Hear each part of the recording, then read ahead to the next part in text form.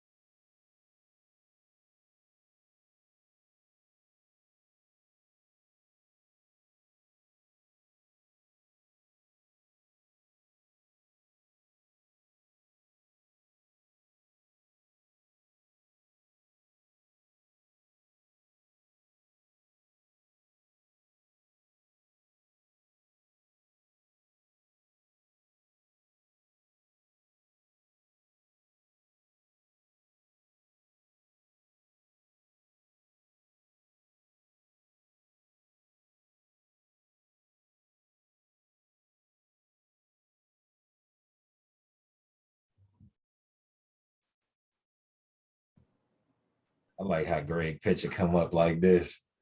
Greg, I like how your picture pop up first. It's so peaceful. It's like this nigga's coming in here to pray. All right, we got some more people coming in today. I got this new well, it ain't a new camera, but I had this camera for a while, and it's like a close-up boom type style camera. So y'all get to see up and close and personal. Today I saved a repair. I had a repair that was sitting in here for a couple days that I was like, all right, I'm gonna wait to do this for the class because we're doing MacBook anatomy. And I actually got to take out the whole motherboard and swap it over to another joint. So y'all get to watch me do it and see how easy or hard it is and how common Apple stuff is. I also got a celebrity DJ coming by. I don't know what time, but he's from Miami. Well, he's from here, but he live in Miami now. His name DJ Stevo. And he got a big time gig down in Miami doing a club that a football player bought. So like an NFL football player bought it. So he's now like their head club DJ over there. But he's in town and his MacBook is broke.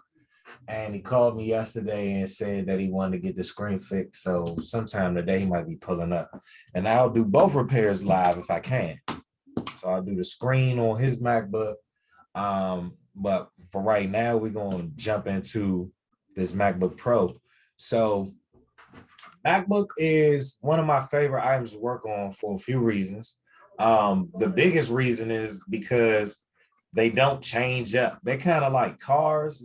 You know what I'm saying? Like if you had a Ford Focus 2012, it probably was the same exact everything inside of it from 2012 to 2015 or 16 or something like that. So that's what makes it beautiful because you don't have to worry about is the 2012 going to be different from 2013, so on and so forth. You'll get a range of years from like 7 years where nothing changes.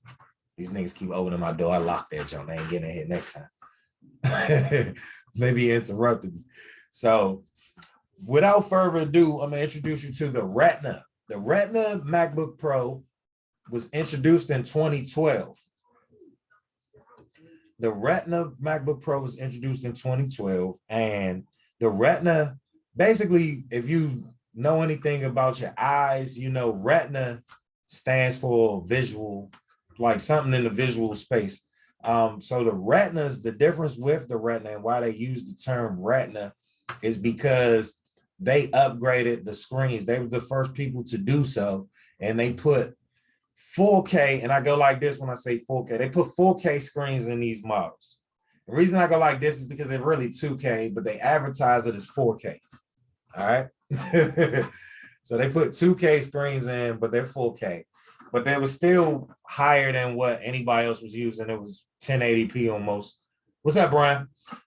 It was 1080p on most other high definition computers. So they were the first to do so.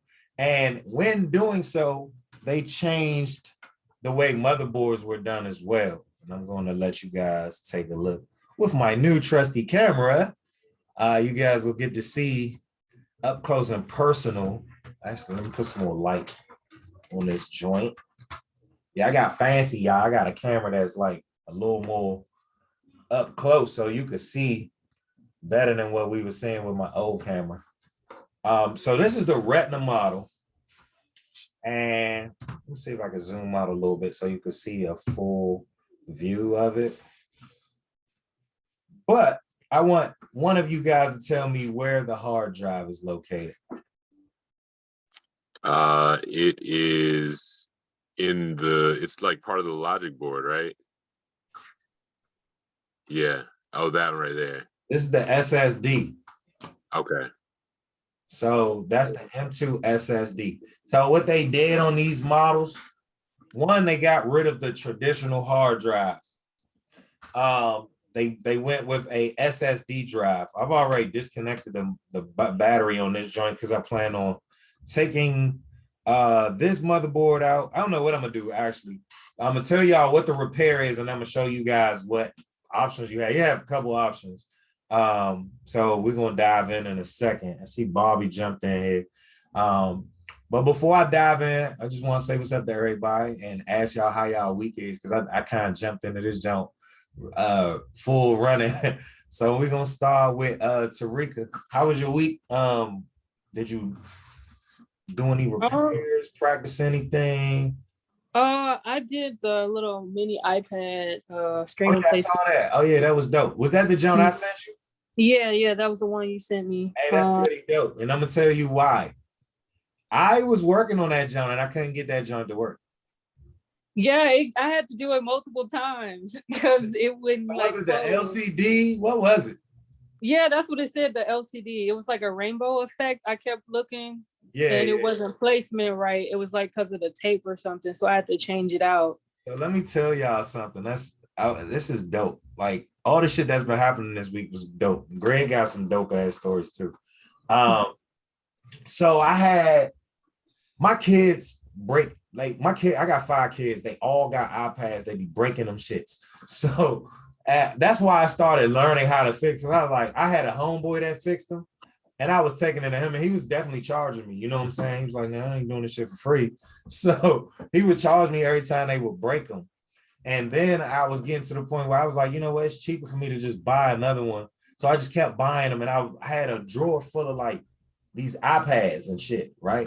So I was like, you know what? I got like 5 or 6 broke iPads in my house. I'm about to just start learning how to fix them. So I had started learning how to fix them, and I did like 3 or 4 of them joints out of the 5, right?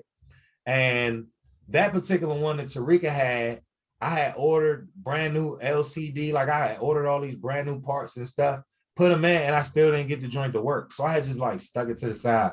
Because keep in mind, this was like a little side project. The kids already were good. They had the iPads or whatever. So it was just sitting on like a shelf. So she hit me up. I think I told her, give me $20 for that joint. And I shipped it to her. And she fixed that joint.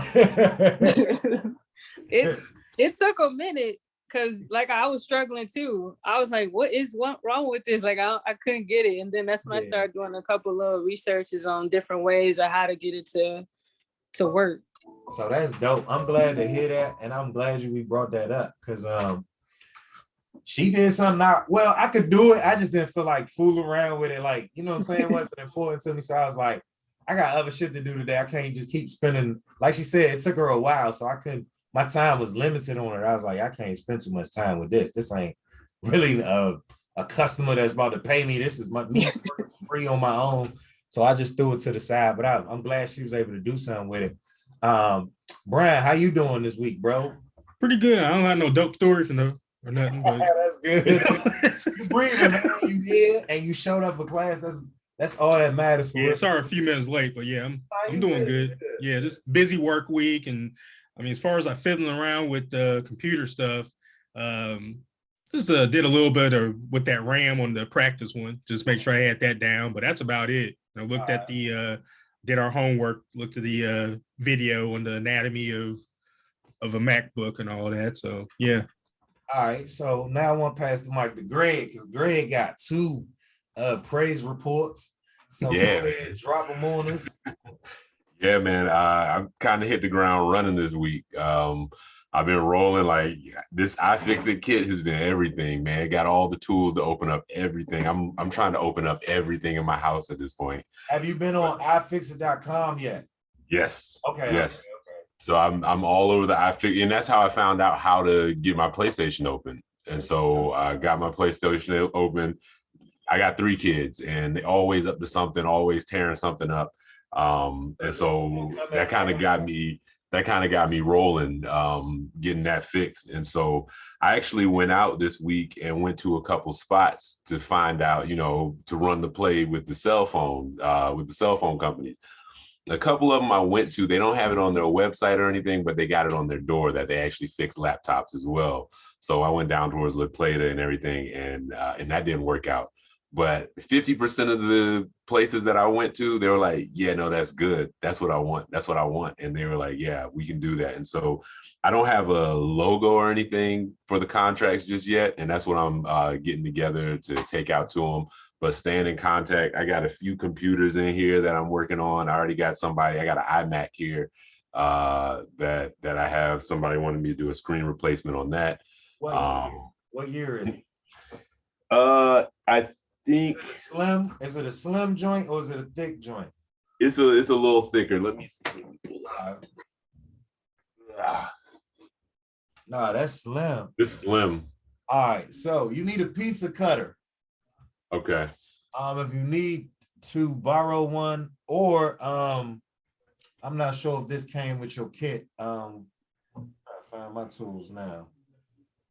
I mean, you can do it. She hadn't. She said, "Yeah, I got guitar picks all over the house." All right, so what you want to do with that joint is run. Just keep. It's like the pizza cutters are the best. Let me see if I can find my pizza cutter. All right. I saw it on your video. I did see the pizza. Yeah. These are the best because they will run. I got one of them iMacs right here, but I already took the screen off. You would just run this right in between where the glass is at, and you'll start to feel it loosening up as you just working around it. You don't have to put no heat on it at all. Okay. No heat on it at all, but it is glue going right around here. Yeah. It's gonna be glued all the way. Not really glue, it's double-sided tape. Damn, that niggas done took my tape. And so that's one of the things I know I needed to get. I knew I needed to get a couple more things because I was looking at your video talking about the glue situation. You're gonna have to double-sided tape it back on. Okay. Well, that's a project. If you do want me to hold your hand with it, come past the shop. I'll be more than happy to help you with it. Okay. Or one of the guys. I say I also got a 2011 MacBook from up in there, and so they already start dropping repairs off. Yeah.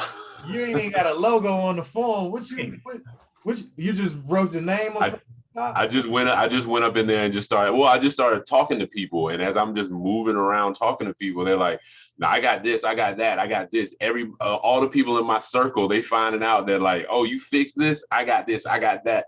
I'm sitting here trying to figure out like big play, like I'm trying to get inventory. I'm looking as I'm shifting from the health and wellness on my page, like if y'all got stuff that y'all need disposed of ethically and all this kind of stuff, holla at me. I'll come scoop it. And so, yeah. When you start running that play right there, when you run it with corporations, we always charge $100 per truckload. Okay. Keep that in mind. Yeah, I did see that. With individuals, you take it for free. That's like the drop off. Like I'm the drop off spot, like a recycling joint. But if the company, like some of these people might start scaling up and be like, "Yo, I got a guy that I take all my stuff to and I want to get rid of it." And they might tell their job or something. Another play is get on LinkedIn. And start letting people know what you do. Okay. This is a lot of bosses and like a lot of the managers or the higher ups in companies are on LinkedIn. For recruiting talent or recruiting individuals for work, but they'll also recruit other services on there too. So LinkedIn is a great place to start running that play too. But I'm super excited for you, Greg, because I see you making your money back off a couple of these repairs already. So, matter of fact, I got friends in it. They're like, "Man, this is the move for real." They like, if you get busy, I'll be your second, whatever you need me to be. Like, I'm ready to jump in the class, so you could take advantage of you paying for the class. I'm gonna give you a prime example. Drea, I don't know if y'all been to her actual Instagram page, but her kids are like 11 and 12 years old. They fix iPhones. She paid for this class so that she could share it with her kids so that they can learn the skill as well. Keep in mind, this ain't just a one-person investment. You invested for, you could share this with your loved ones, your friends and family. You know what I'm saying? Yeah. So you know what I'm saying? So as you grow in your business, this could be your training tool right here that you pay for to train your employees. Like Brian might be too busy. So Brian might have to train somebody. You know what I'm saying? Like, look, I got a lot of work going on. Plus, I got this move I'm trying to make. I don't know if y'all tuned into my live the other day. I did. Oh, no, the live. No, I didn't see the live. It was the Brian, you was on that jump? I was thinking of the one you did with that interview. Yeah, Yeah, that's I was what I was thinking of thinking. that. Yeah. The Black Santa Claus play. Oh Nope. yeah, I did see that. Yeah. Did anybody catch that joint? Nah. All right, so y'all go back and catch that jump. I'm gonna dive into this repair, but I'm gonna give y'all a brief snippet of it right now. So basically, I just was like, I gotta play for whoever wants to make $1,000 a day. All you gotta do is be black. At first, I was like, you gotta be a black male, but then I corrected myself. I was like, all you gotta do is be black. Hold on, let me see what Mike wants. Similar price on the man. Damn, you gotta give me a minute. Why, somebody want them now? I gave them Jones to you early. I thought you would have took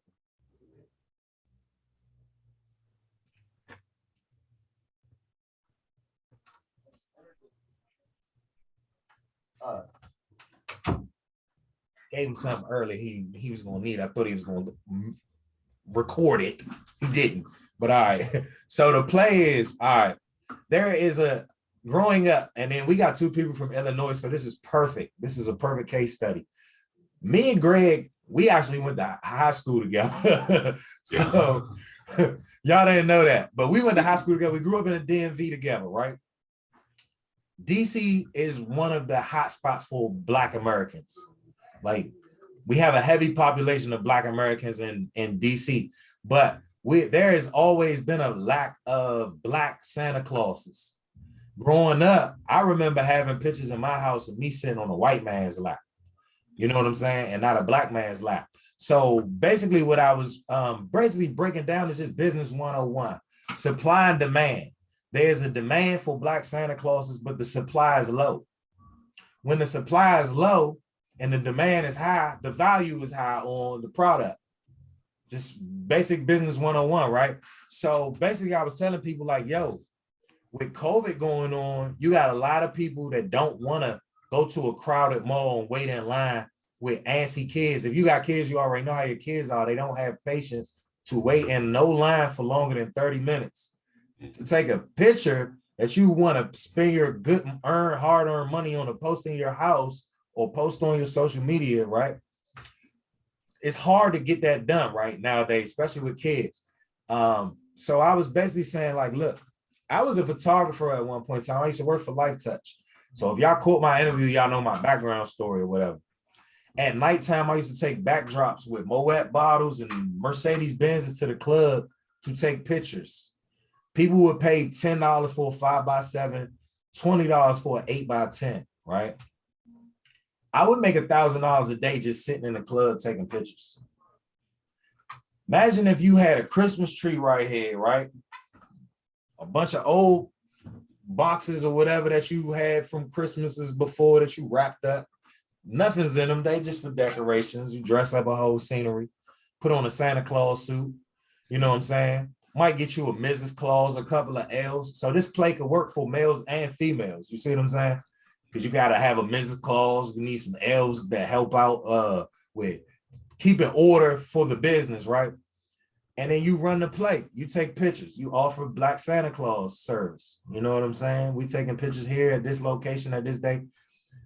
The average family spends $50 to $100 on photographs, right? So all you need is 10 people to show up. All you need is 10 people to show up per day. You can make $1,000 a day on average. So that was just the play I threw out there.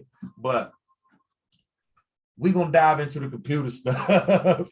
But I just wanted to throw that play out there because it's just, if you open up your mind and you just kind of think of how you can resolve world problems in the world, you can create a business and it's going to sustain the test of time.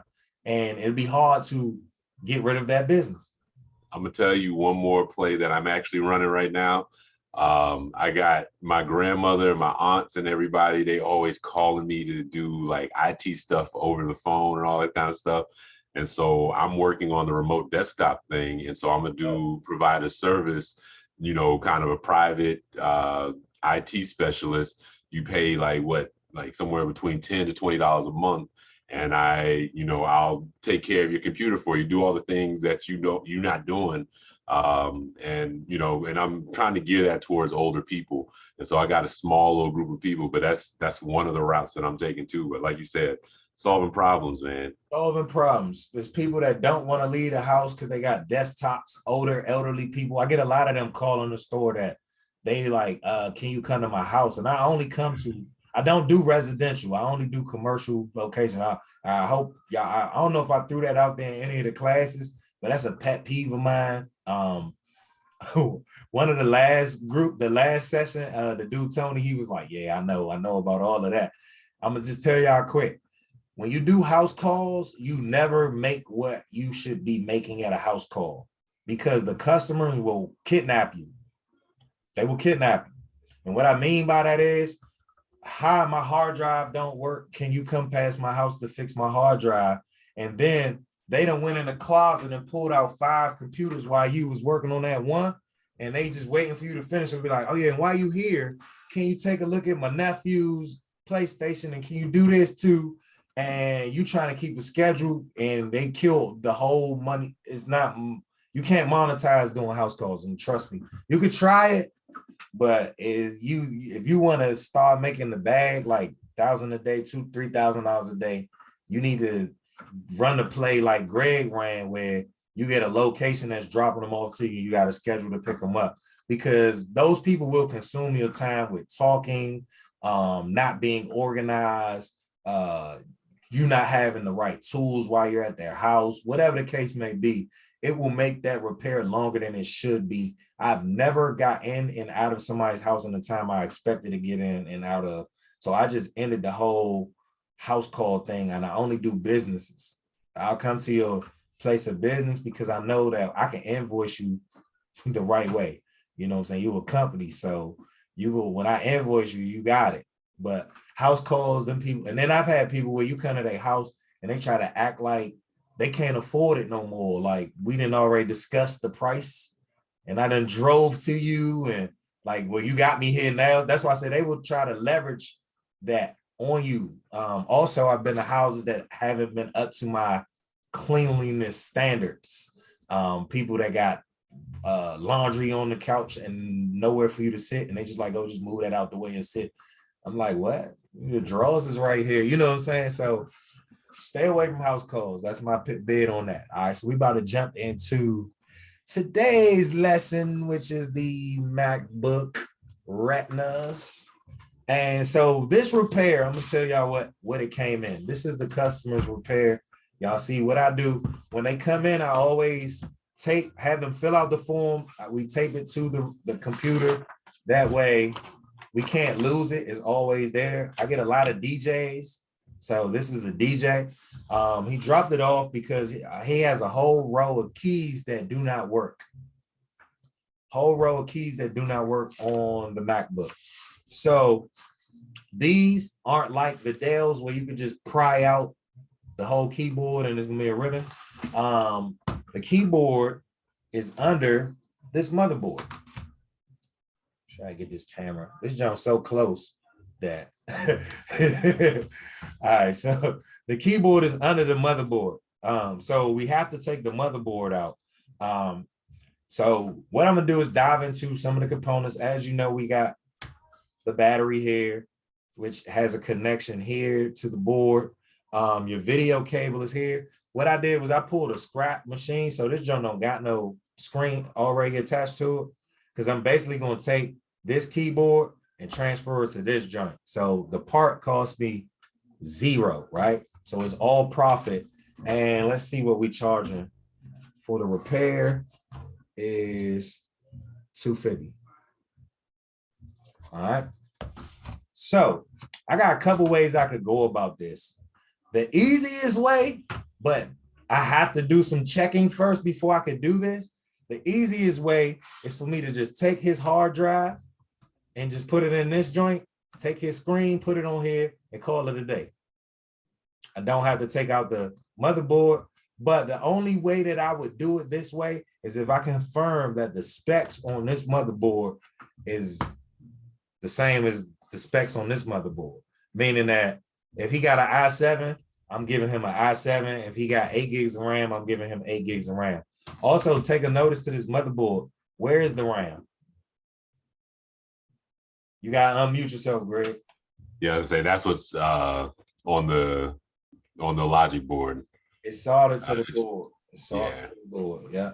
So these Retina models, one, they got rid of traditional hard drives. They put in the M2 SSDs. Two, they removed the option of being able to upgrade the RAM on these models. So the RAM is how you get it is how you get it. So what I'm gonna do, because I'm doing this on the fly with y'all, is we gonna. Ricardo. I forgot you was here, Bobby. What's going on? No, so the Retina model is 13 through. The Retina model is 13 through 15. It's actually they actually started in 2012, late 2012 with it, but Okay. it's very rare you'll come across the 2012 models because it was like a quick introduction and then they jumped straight into the 2013 models. Okay. Y'all can see my screen, right? Yeah. All right. Yes. So what I'm about to do is go to everymac.com and find out the specs. Because if I could take the easy route, that's the route I'm gonna take. You know what I'm saying? But if not, then I'll just have to swap the motherboard over. So we got the serial number on the bottom here. We just gonna look it up on every Mac and see what the specs every Mac tell us it is. C02.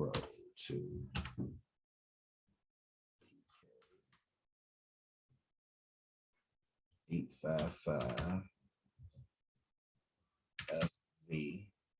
FVH3. Hit that joint. They want you to verify you're not a robot, and voila. So we working with an i5. It could be an i7 though. Let's see what the RAM. It's gonna be 8 gigs regardless. All right, so now I'm gonna look at this other joint that I got. See if I get the same possibilities. If so, we're gonna just go ahead and swap it out the easy way. Because right now I don't have a screen working on the laptop, so I can't turn it on and find out if it's one, 2, or 3. You see what I'm saying? The screen is cracked. So we're going to just look at this second joint real quick and see if the same options come up.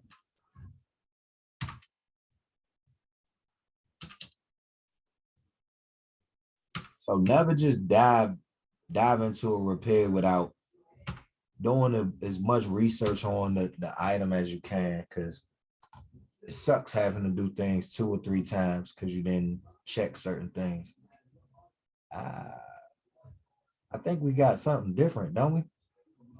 Did y'all see anything different? So we got 2015, 8, and they both got the 2 i5 options with the i7 option. All right, we're gonna try the easy route. How that sound, y'all? Easy route first? All right, let's go. Sound good. All right, so we're gonna stop the share. So the easy route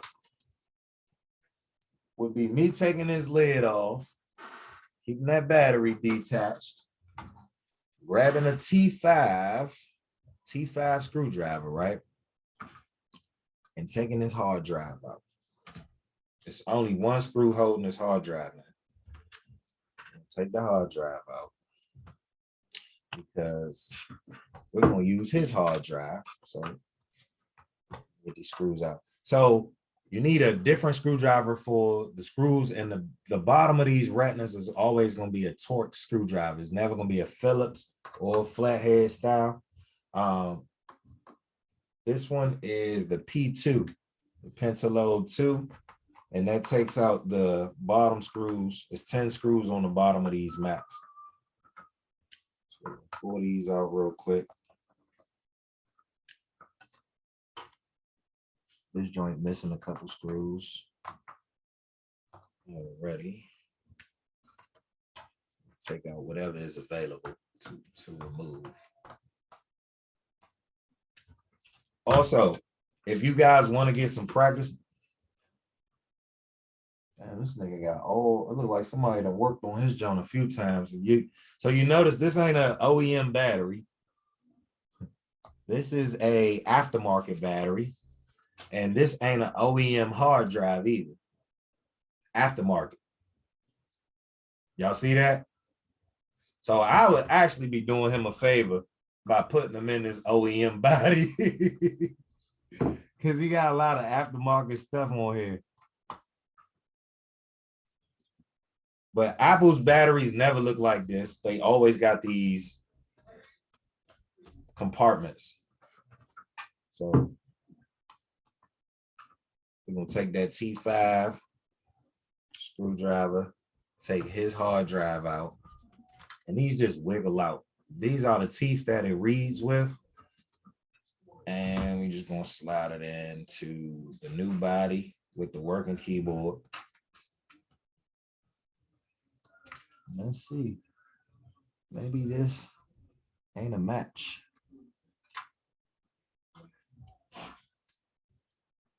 Let me see this hard drive. Like a match. Y'all see a match? They look matchy. It's just his aftermarket product ain't fitting in good. But y'all see it matches, right? As far as the teeth. Mm-hmm. But for some reason, this joker don't want to go in smooth on our device. Let's see. I'm gonna put it back in his just to figure out. Yeah, John slides right in. So when you run into issues like this, you know what you have to do, right? Take the motherboard too. I say you got to do the whole thing. Nah, it actually went in. It's in. Okay. This John aftermarket, so you had to like kind of push it in a little tight. Mm-hmm. I didn't want to force it, but it's actually in now. So, but I ain't gonna lie. If that was gonna be an issue, then the other option would have been to just go ahead and take this whole board and transfer it over here. You got it? All right. So now while we're inside this board, I'm just gonna go over a couple of components that I'm seeing that I want you guys to be familiar with. This ribbon right here is running up here. Anybody want to take a stab at what this is?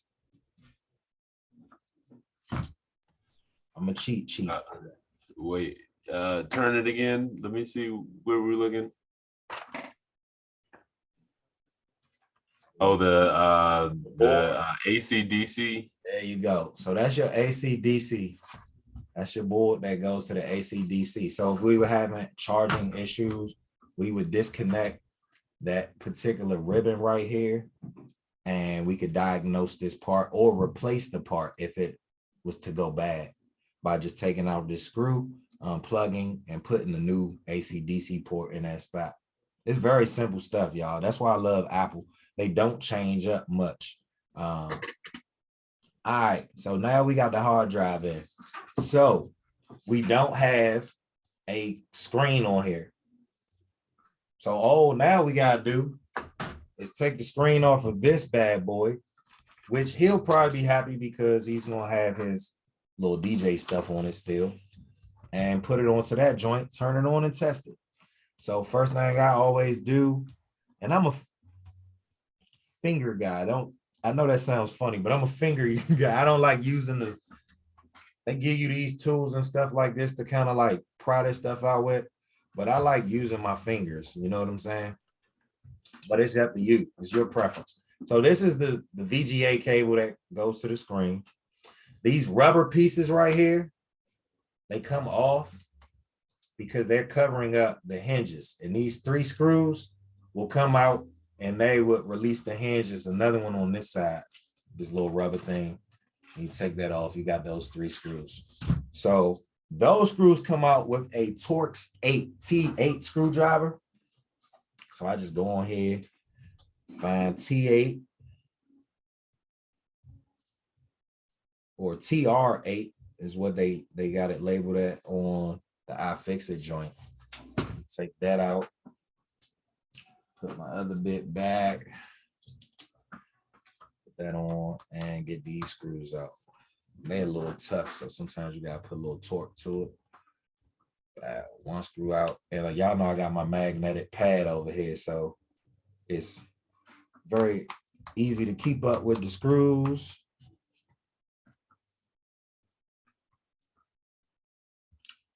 So basically, we're gonna end up doing a hard drive in order to fix this keyboard. We're basically doing a hard drive and a screen repair.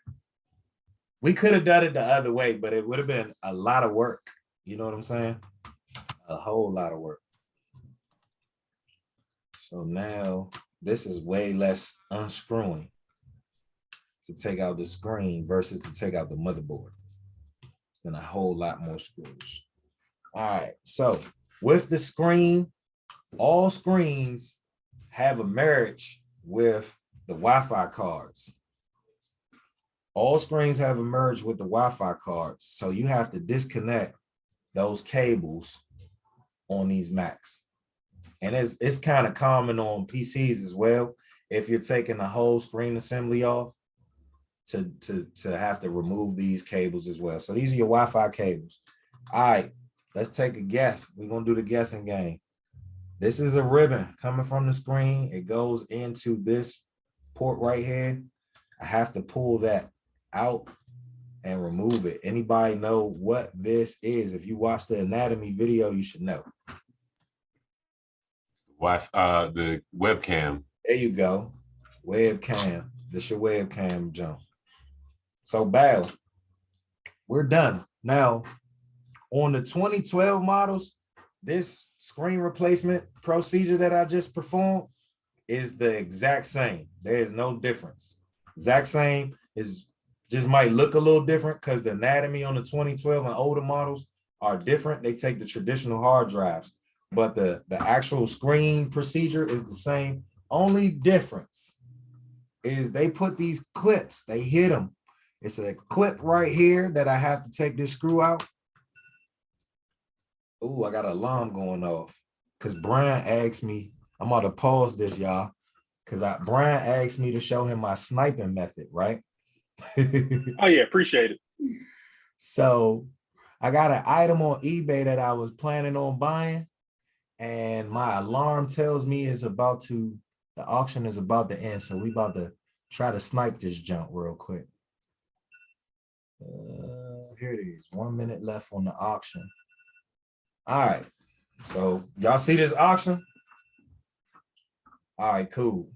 So normally what I do is my phone goes off with an alarm, letting me know the auction is about to end at a certain time. Sniping means that we ain't about to bid until the last second. Sniper only takes one shot to kill their target. They don't keep taking multiple shots. That's why it's called sniping, right?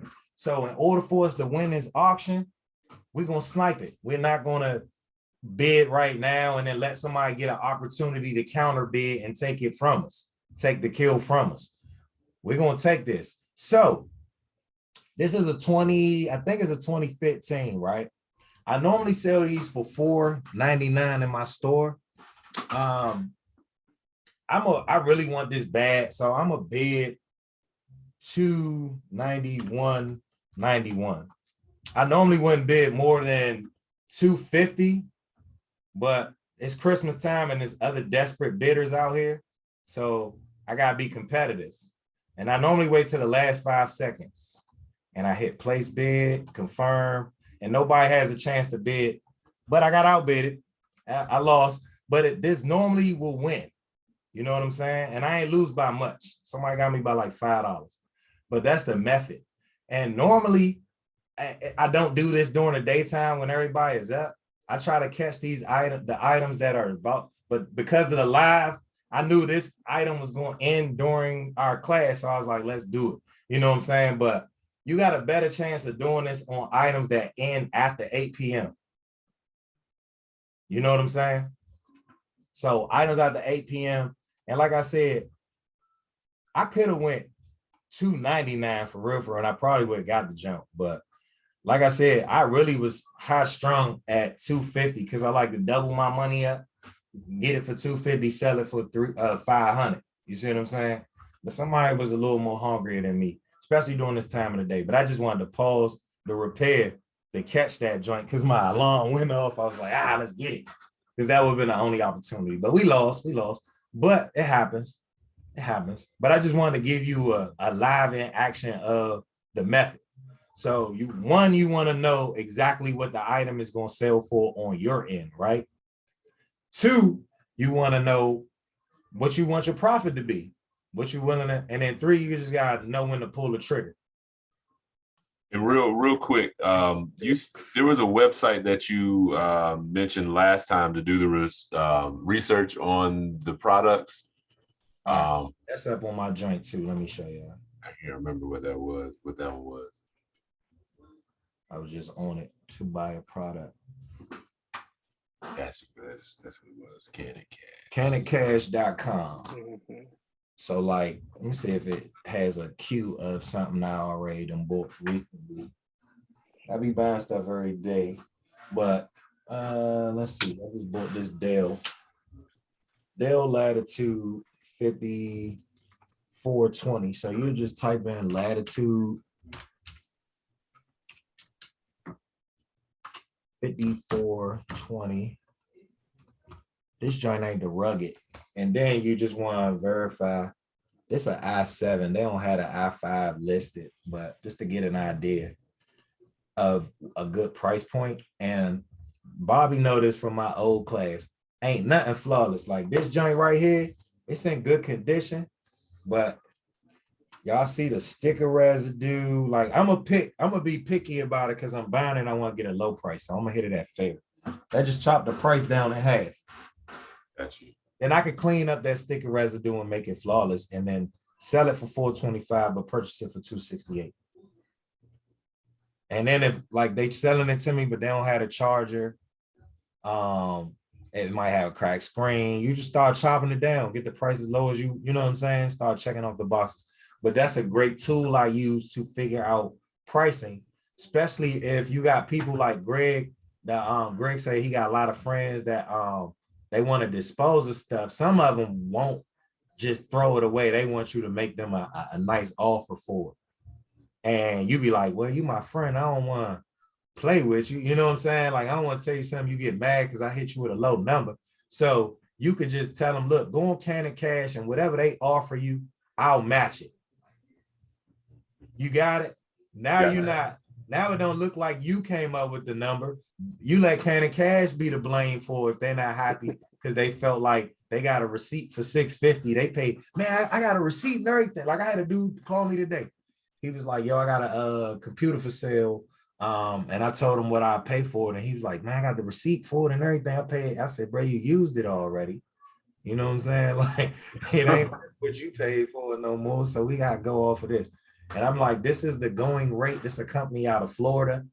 They buy a lot of items online and resell it. They also have they got companies like this that got eBay pages. They'll buy it straight, like they'll set up a page like this where they buy and then they resell everything back on eBay. That's a whole nother play right there. If you sharp and you know how to set up a site like this that can give out these numbers, I don't know how to do it. But if I did, I would definitely run this play. But if you know people or you know what I'm saying, there's companies out here that charge money to do it. I just don't know how that whole system works, but that's a whole nother play in itself where you could set up a site, people could always go here. It's automated, meaning you don't even have to do anything. They give you the whole how it works on the site, get an instant quote, ship it for free, get paid cash. And they tell you, like, that's 3 simple steps, and that's a whole play. And then you know how to refurb. So if it's jacked up, you can fix it up and maximize your profits. But I use this just as a tool to buy any of these types of items right here, because they'll give you a used value to where you can make money because they're making money reselling this shit. So why can't we? You know what I'm saying? It's their business model. I'm just using it in mine. But so that's that play. All right, back to this. So I got this one clip out. I just want y'all to show y'all what the clip looks like. It's very small, but the screen won't come out without this clip, and they have it on both sides. You use the T5 to take the clip out. So I got one clip out. I just got to get this other clip out. It's real small, so screw out, and then just grab the tweezers to grab the clip. Throw that to the side. Now that we got all that out, we can just open this up like that and then lift it off. The screen is off. So now we got his body off of it. We're gonna take it, transfer it to our body, test it, test the keyboard out, and we can call them and collect $250. This literally won't take you longer than 15 minutes if you do it this route. But if you do it the other route where we take the motherboard out, it could be about 45 minutes to an hour repair. This rubber is just like a heat sink thing. These joints always come loose. So you can just like try to clamp them back up here some type of way, but they're not gonna hurt nothing. So in order to get this screen back on, you gotta kind of see if I can get this camera to show y'all me. You gotta bend the body back onto the hinges. And then once it grabs the hinges, I always bend the hinges back down with a screwdriver so that they lay flat. And then you're just working in reverse. So you're putting them hinges back down. You're taking your T8, you grab those hinge screws, throw them jumps back in. And y'all know my pet peeve, don't complete the repair 100% until you test to make sure, like you don't want to screw every screw back in until you test. You just want to get it back together enough so that you can test it. So we got these 3 screws in this hinge. Got another 3 on this side. Wonder if my food got delivered yet.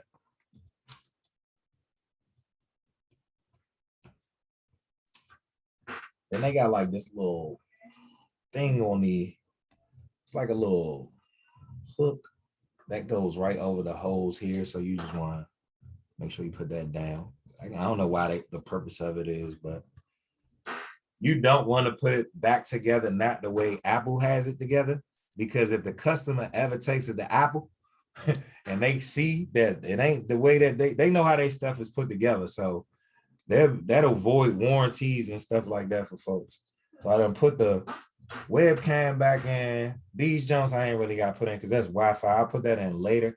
I'm going to scroll over here and put the video in.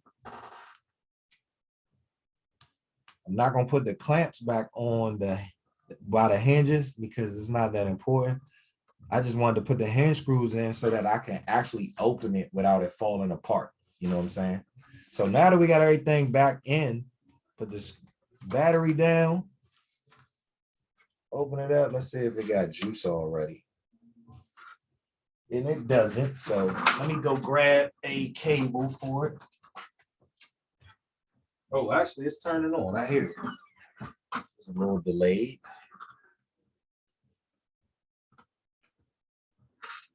Heard a chime.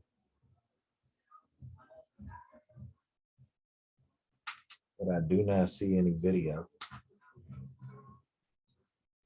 Give it a second though.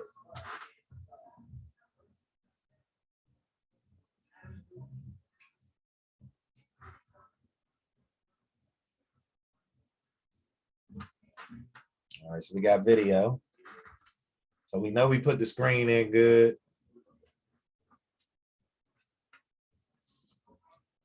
Another thing, y'all notice how fucked up the screen look? That's a common thing on Retina MacBooks. It's called delamination.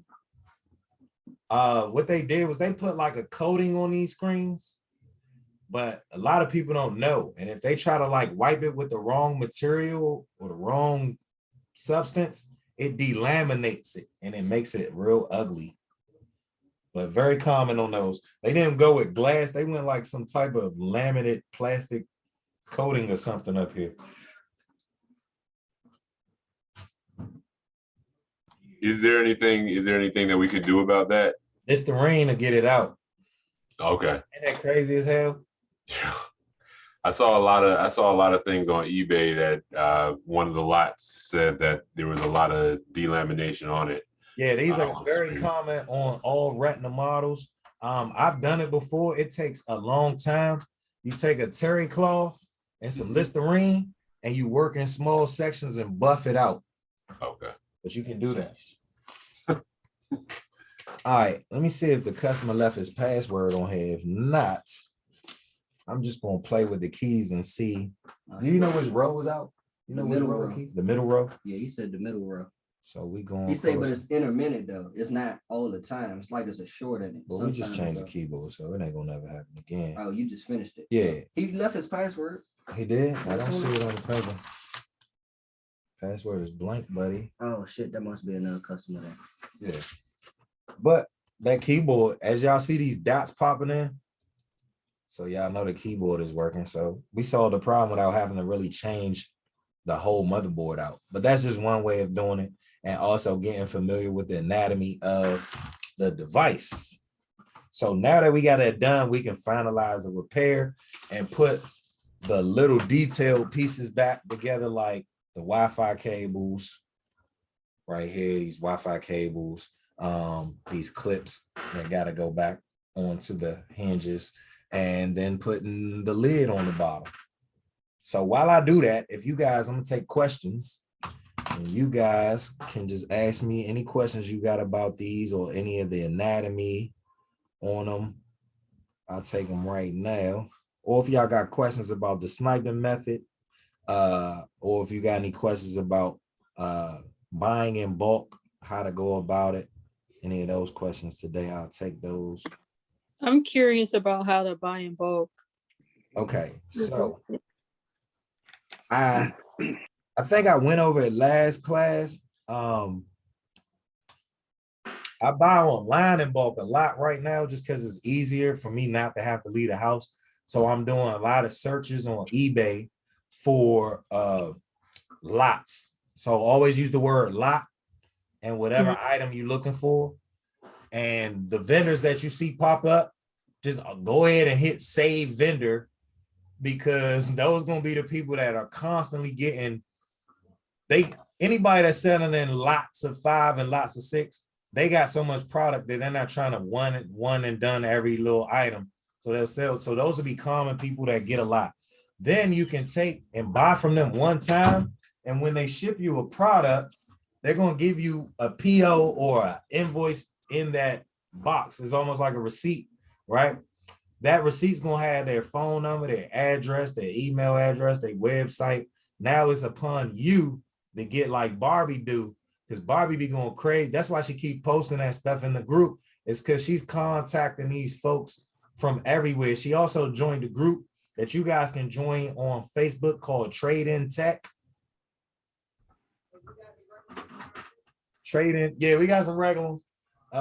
Trade in Tech is a group of just people like us on Facebook, but it's a lot of people from different cultures, nationalities, different areas, and a lot of them are either e-waste companies or they in the business some type of way, and they got products for sale. A lot of them, the numbers ain't really the greatest, but you got to kind of, it ain't going to be every vendor that posts that they got items for sale, their prices are going to be that profitable. But you got to find those hidden gems out of them. You know what I'm saying? And when you get them, you kind of work those people, because the more you work with those same vendors, the better the pricing going to get for you. So like I posted a list of vendors that I deal with, but I don't buy from all of them on a constant basis because it's impossible for me to do that. But it's always one scenario where they might have a product and the other one don't, and I really need it, so I buy from them, or they're reliable. I like the way they do business. I forgot the electronics. I buy a lot of screens from them, and if I ever have any issues, I can ship it back, get another one. Like those are the type of vendors, so I post them in the list. Our store is going crazy right now. Y'all gotta see how many people I have. I'm just looking up at the cameras. Well, some of them just left out, but it is There's a lot of people in here. So try to keep up with what's going on out there, make sure they don't need me. But it's a lot of vendors that you can find through just going on eBay, looking at prices, looking at who consistently has stuff, and then actually messaging them. They do have rules about you giving out your phone number on there, but people been getting slick now because you got Telegram, you got WhatsApp, you got you could just give me on Instagram and DM. Like those are not against the rules, but giving out your telephone number or asking somebody for a direct contact on eBay can kind of get you kicked off. So you got to be creative about it. And that's why sometimes I'll just buy the product and then let them send me their info in the box, in the packaging. And now I collect all these cards and I can now call and see how I can deal with you, what I can use you for in the future, how we can make a relationship work. So I use Texarito, which Barbie has already reached out to. She even found out, because it was one time I used to pull up on them and buy stuff. And then they kind of ended that. It was like, nah, you got to just buy through eBay. And then, but Barbie recently contacted them and they allowing people to pull back up to their location. They are DMV based, but you two are in Illinois. So I'm going to do this with y'all because I just want to see what's out there in Illinois, my damn self, right? This is how I found my first couple of companies. What part of Illinois y'all in? Give me, shoot out something. Chicago or some suburbs would be like River Forest or Park. All right, you got Recycle by City of Chicago. All right, that might be the city program. All right, here goes some companies. You got Chicago Recycling, Pickup, and Shredding. I would give them a call. Okay. It might be a no because it looked like they deal with like a lot of scrapping, but you pull up this whole list. Like literally, I spent a day just going through these junks calling. And then when they say no, I always ask, do you got an eBay page that y'all like post stuff on? And they'll give you the page. Oh yeah, we got an eBay junk. So a lot of them got websites, so you can kind of check out their website. But it looked like all the e-waste on the map is right here on the water in Chicago. Okay. And I'm on this side right here. You see all these reds?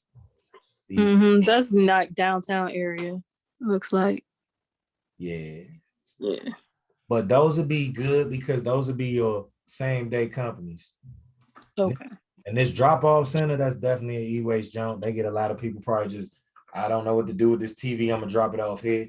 So you want to start figuring out who are actually selling the working stuff.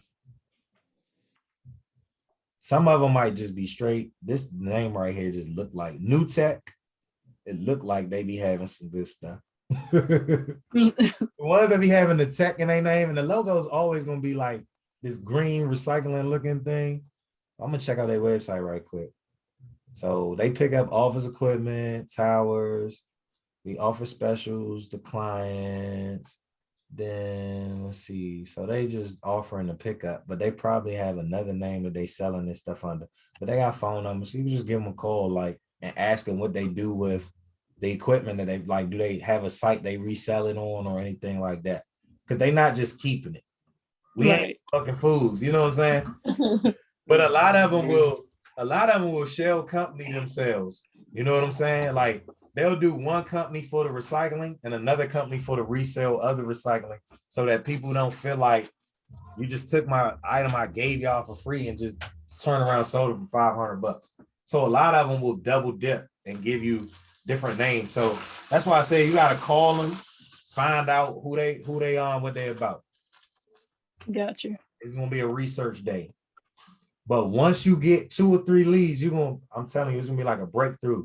You're like, oh my God, now. That's why I'm like so nervous to like start with it because I'm like, I don't have no type of like inventory right now. So I just been taking like little stuff from my friends, like Greg been doing and doing little small repairs. Another thing you can do is just, y'all got any flea markets out there?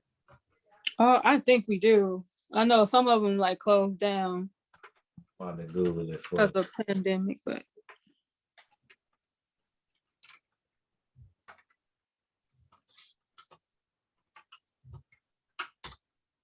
especially around this time, you're gonna find a lot of like flea markets because it's like holiday bazaars. Churches be hosting them a lot of times, and people are just selling or like yard sales.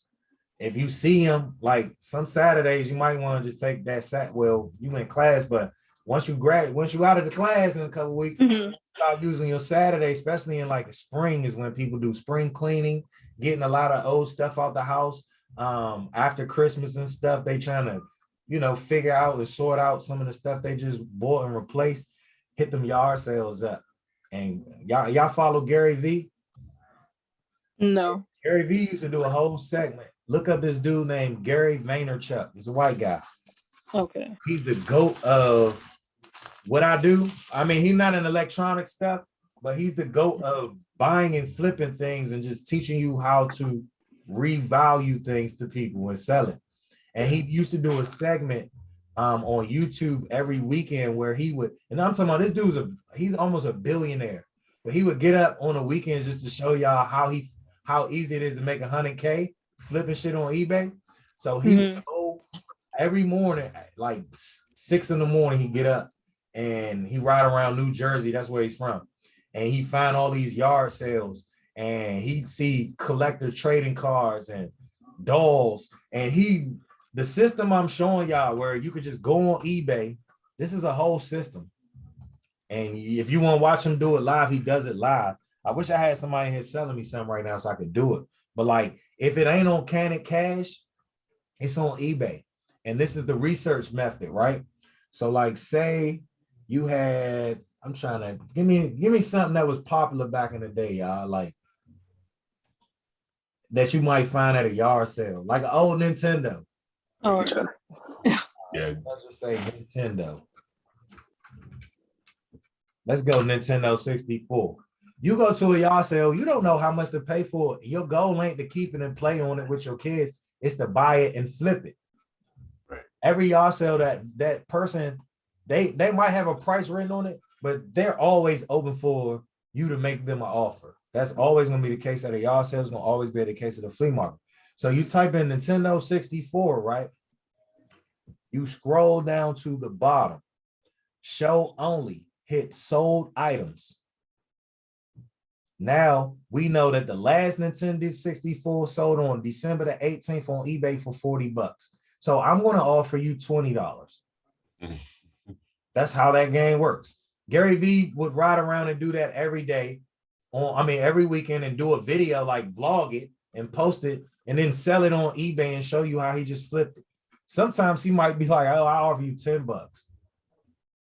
You know what I'm saying? Sometimes he doesn't have to make the offer because the person didn't know what the hell they had. And they priced these games like this Smash Brothers Mario jump is worth $30. But the person thought it was so old. They was like, I got a box of these games. Give me 25 cents a piece. And now this nigga just bought the game for 25 cents and sold it for $30. That's a 3,000% profit margin. Yeah. Like, but this is what I do. Like, I just do it with only electronics. So like, and I like, damn, this just sold for, y'all see these numbers? I don't even know what this is, but somebody spent 1,700 on it. But that Mario, bro, like, bro, you know how many yard sales you could go to and probably find this game and somebody selling it for like $1 or $5? Yeah. Yeah. This junk sold. I actually got a whole box. This junk sold for 44. So just because we know how to fix computers don't mean that we can't dive into this game and start flipping electronics as a whole. Yeah. Quietly, that was one of the, I'm trying to figure out, niche myself out and everything to, navigate competition or whatever. And so I'm thinking, I was leaning towards the video game side of things. Another thing, y'all watched the interview. Mm-hmm. I'm about to just do it again.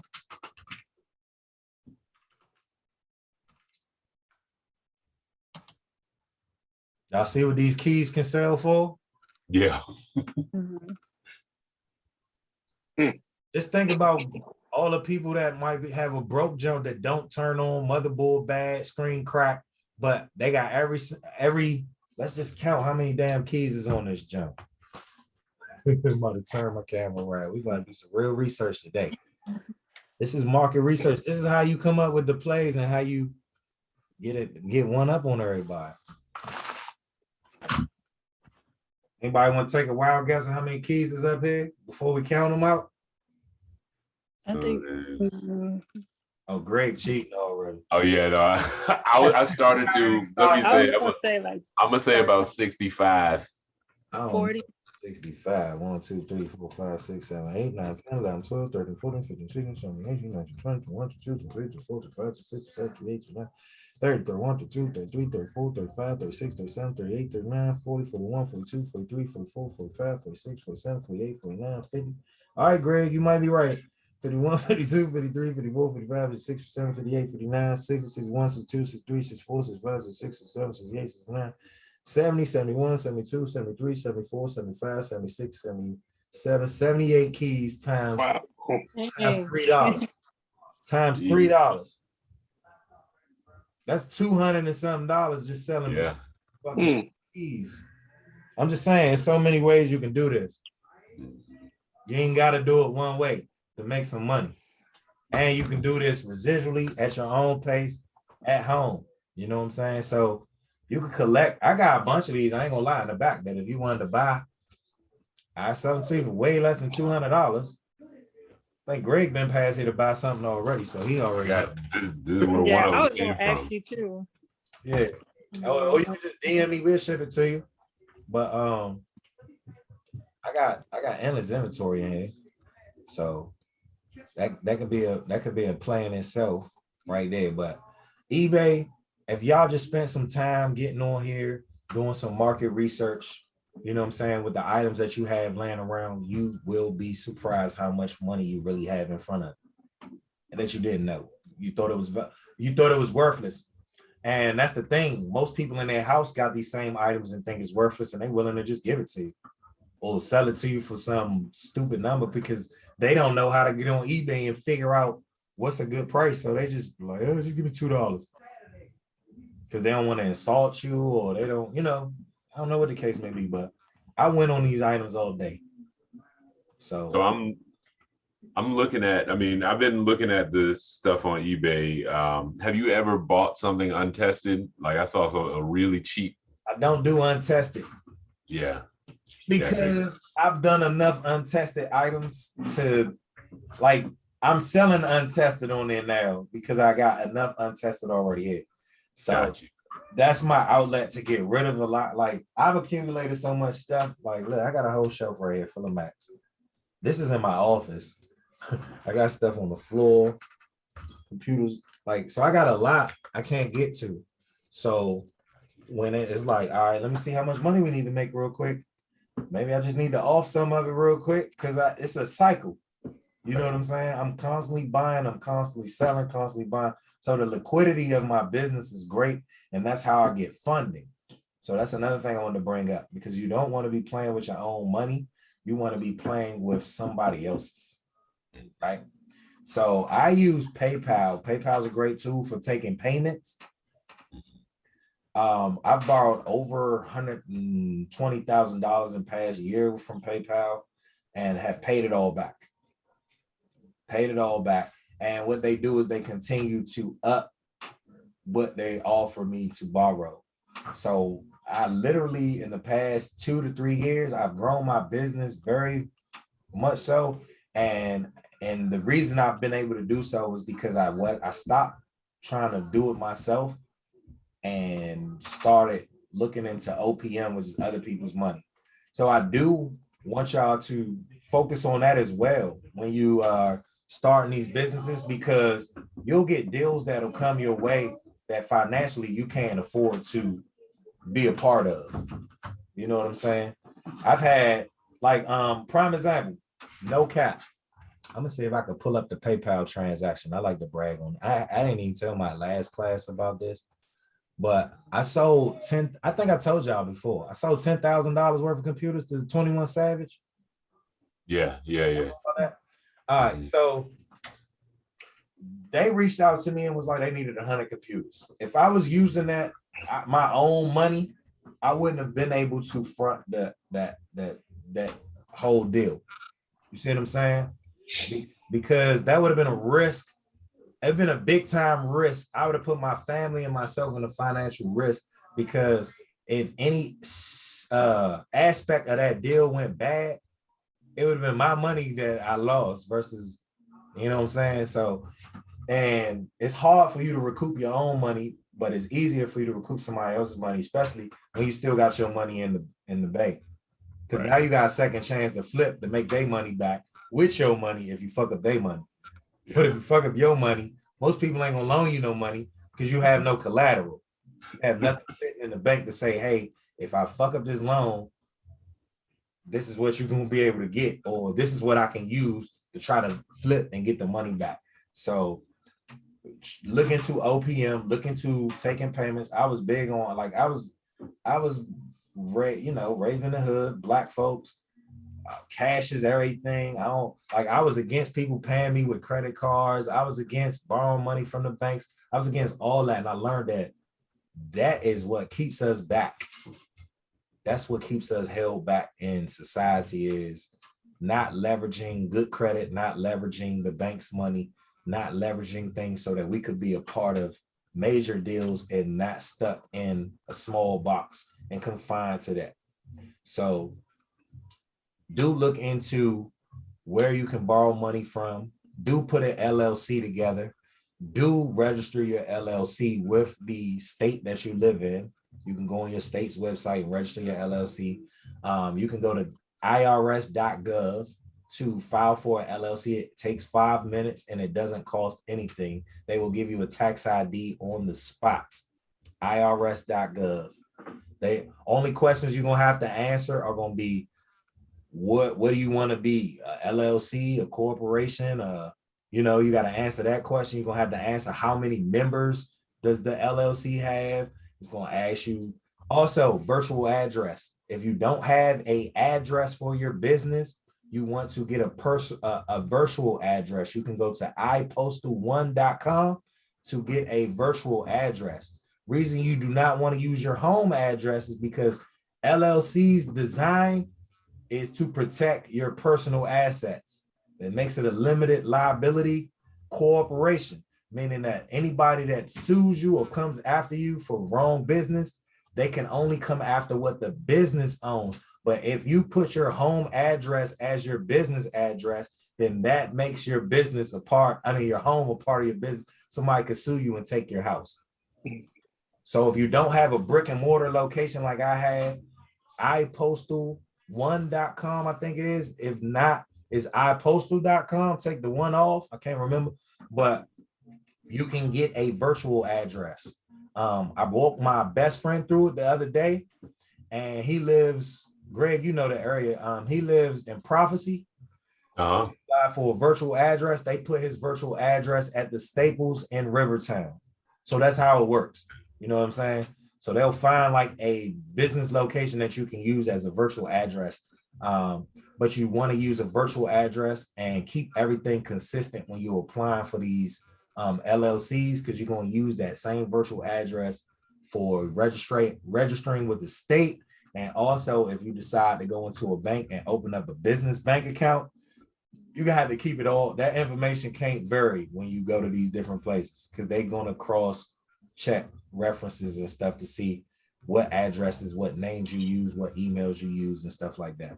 So that's the steps if you really want to go about doing this the legal way and actually being able to get funded and get some money in your pockets. IRS.gov is the first step. Get the EIN. Second step is to go to your state and register your business with your state. And because they give you sales tax and use license and stuff like that based upon what your state sales tax is.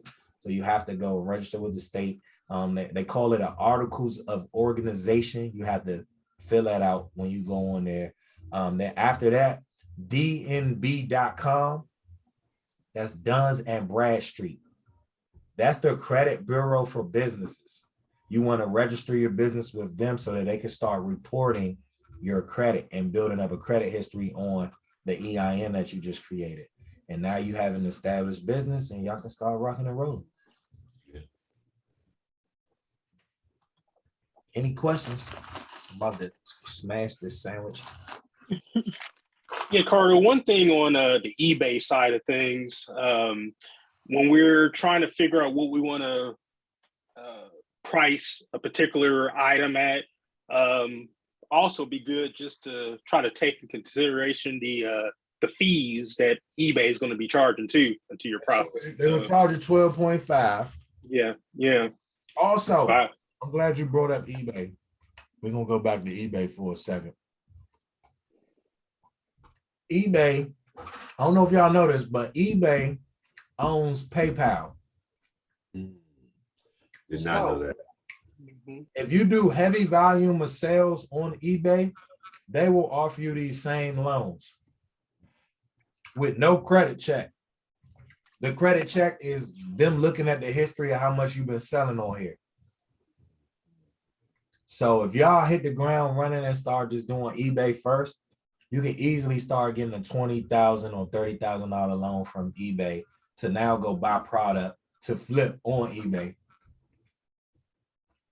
So y'all got some work to do this week. Greg, you local. So I could be one of your suppliers if you ever needed to come by for things. Also, you got the list. You guys that are in Illinois, hit that Google, start making some calls, because all you really need is 2 to 3 vendors that say, hey, we got it. And then you want to start working your rapport with them. The best way to work the rapport is to get that relationship with eBay, so that or one of these people that will actually fund you $20,000 or $30,000, so that you can impress them when you walk in by being able to buy a large quantity. You know what I'm saying? If you walking in and you like, yeah, I just got started, I just buy 1 or 2, they're not gonna show you the attention that they'll show you if you was like, hey, I came in, I'm looking to buy 30 or 40 units of whatever you have. Let's work out these prices. They're not gonna let 20,000 walk out the door. Even if you had to negotiate the price and get them to come down on their prices, because at the end of the day, like I said, eBay is a negotiation tool. If they already was selling on eBay, they used to giving eBay 12.5. So now you got that to work with on your negotiation when you come in and you say, hey, I got $5,000 to spend. Well, you don't tell them you got $5,000 to spend, but you let them know you could buy a lot. Let's see what we can get as far as pricing. And then you let them know, all right, this is what I want to buy in the quantity. So, but you got to work your ways to that point. But y'all got a lot of head start on folks that, you know what I'm saying, they ain't got no mentorship. Yeah. I'm telling you. Shoot, even Kobe Bryant needed a coach. So Now, Cardo, in my case, I am in Illinois, as you know, but I'm in Quincy, Illinois, which is a pretty small town. I'm not in a metro area like you guys. So I'm probably going to have to rely more on how you spell Quincy? QUI. You have to, yeah, to go. Yep, Illinois. We do have a lot of flea markets around here and in Missouri too, because we're right across the river from Missouri. Anyways, though,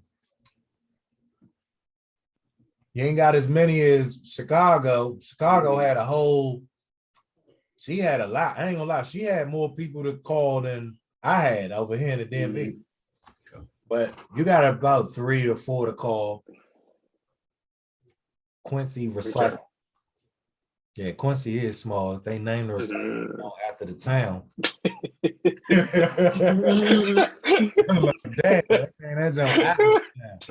So actually you only got 2. Yeah. These jumps both say Quincy Recycle. You might have a few. Okay. We blow the map up, it get a little deeper, but I think this is the heart of Quincy right here. And this probably is like the outskirts of Quincy. Yeah. But you got some jumps. You ain't got as many as Tarika had a call. But y'all in the same state. Y'all can collab some type of way, possibly. You never know. Yeah. Okay. You never know. But I would call these folks because they ain't collecting this stuff and not selling it. They definitely selling it somewhere, whether it's on eBay out of their location or under an alias shell company or some sort product. They ain't just collecting. So do you just go in with like almost like with an estimate of how much you want to pay per computer, or No, is it? first thing you want to do is just figure out who they are. Like, I just call, like, we can do a role play right now. I'm calling you, answer the phone, say Quincy Recycle. Come on, let's go. Quincy Recycling. Hey, how you doing? My name's Ricardo. I'm into the refurbishing business of refurbishing electronics. I looked you guys up on a Google search, and I just wanted to know some more information about your company. And then they'd be like, sure, what do you want to know? Well, go ahead, do it. Let's finish the play. You talking to me? Whoever was like Quincy. Oh, that was Yeah.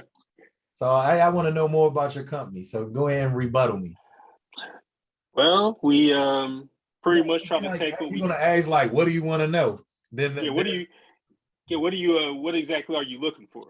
And then I'm like, well, I'm looking to open up, or I have a repair business, a computer repair business, but I also have clients that are always looking for replacement machines because the cost to repair might be more than the cost to replace. It would be better if we had used items. I noticed you're a recycling company. What's the process of purchasing some of the items that people recycle to your location or whatever? And then just kind of just work the conversation and fill them out. Once they tell you, they may like, oh, well, we don't sell the stuff. Be like, oh, okay.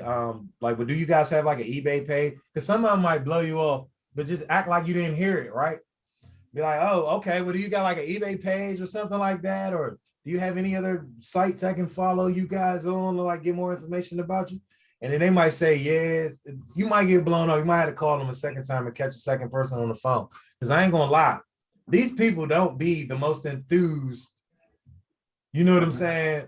It ain't the vibe like you walking into a car dealership and everybody wanna, hey, let me show you the car. They don't have those type of attitudes. And then a lot of them, they might be from Turkey, they might be from other countries.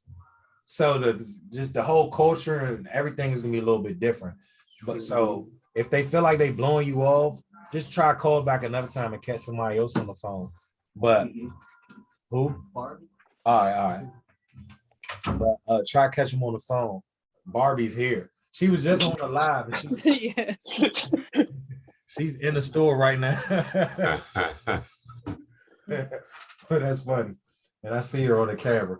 But what I was saying, if they blow you off, just try to call back because you don't get that many options.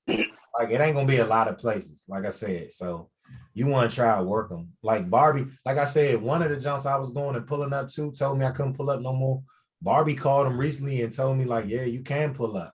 So you'll get different answers from different people. That's why I say you gotta work them. Some of them just don't like being bothered. So they'll tell you like, no, we don't like people coming here. Because they in the zone doing whatever they're doing and they don't like to have a bunch of people coming in. It's not like a store where they're used to people just walking in shopping. So it's different. So you just kind of got to call them and fill out the way they do business. But once you figure it out, you can be locked in. And a lot of times, like I got a guy out of Baltimore I buy from. He calls me, I call him. We talking about the vaccination. Like we got a real relationship now. We ain't just, hey, I got these units in. Sometimes he might text like, hey, I ain't seen you in a while. Everything good? How's business? So once you build that relationship, you can go in there and get the prices that you want. You know what I'm saying? And you'll have that. And then another thing is very important in this business. When you buy from these folks, say you bought an item and it turns out to be a lemon, don't ask for your money back. Please don't. Ask for an exchange of some sort. That's how you win them over. That's how you win them over. Don't be like, yo, I just want my money back. I'm telling you, they'll be like, this guy, don't let him back. Don't let him back. I'm telling you. But if you be like, yo, it's messed up, y'all got another one, they'll be like, oh, sure. Because they do not like giving money back. They're a recycling company. Keep that in mind.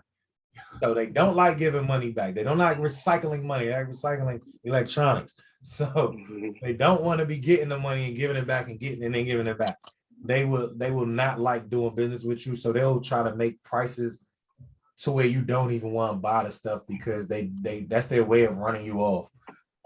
So if you do run into instances where you have issues with the products with them, don't be quiet about it, but don't ask for your money back. Just, yo, y'all got anything else? And if they don't, just make sure you let them know, like, yeah, you know, you owe me one.